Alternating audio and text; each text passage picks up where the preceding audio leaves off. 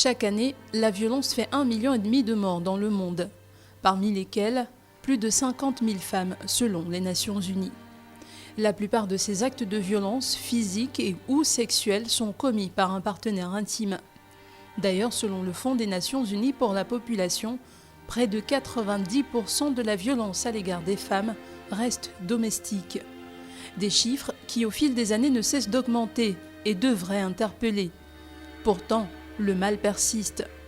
Entre culture, tradition, peur, stéréotypes, religion, famille, les victimes de violences, surtout conjugales, semblent avoir un dénominateur commun, le déni. Les femmes sont enfermées dans la loi de l'omerta. Elles ne veulent rien dire. On met une femme dehors la nuit, elle ne sait pas où partir. Je crois que Madame le ministre a égrené cela. On la recueille dans une association, on la conduit là où elle doit partir. Mais qu'est-ce qui se passe? Lorsque maintenant on est à la fin du rouleau, elle recule. Non, non, non, c'est ma mère qui m'a dit de ne plus porter plainte, ainsi de suite. Plusieurs enquêtes menées révèlent que la plupart de ces femmes sont violentées à plusieurs reprises, mais réussissent toujours à trouver des excuses pour justifier leur silence, jusqu'à ce qu'elles soient réduites de façon définitive au silence. Si ces violences sont portées à la connaissance des autorités de poursuite, eh bien oui, on peut considérer que ce sont des violences cumulées, donc plusieurs violences. Et si la personne passe à l'acte parce qu'il n'y a pas eu une réponse étatique à ces violences, à ce moment, les juges apprécient certaines circonstances.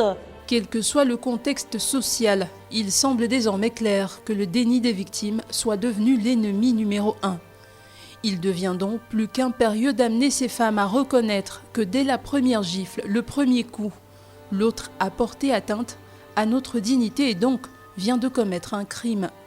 Gardez à l'esprit que la famille, l'église ou les amis qui conseillent de supporter les coups ne valent rien à côté du véritable coût de cette endurance.